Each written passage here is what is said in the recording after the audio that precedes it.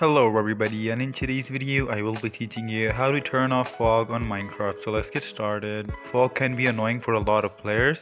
So to turn off fog you will have to download an optimization tool. So first of all you'll have to go to your browser and now go to optifine.net. Once over here at the top menu click on downloads, and now here click on show all versions.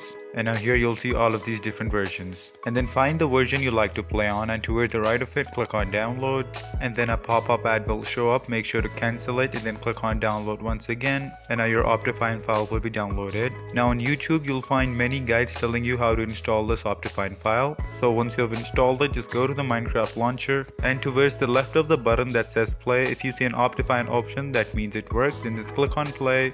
And now when Minecraft loads, click on options, go to video settings, details, and now here you'll see an option for fog and you can toggle this off. And there you go. If you guys found this video helpful, make sure to leave a like and subscribe to our channel. I'll see you all in the next one. Goodbye.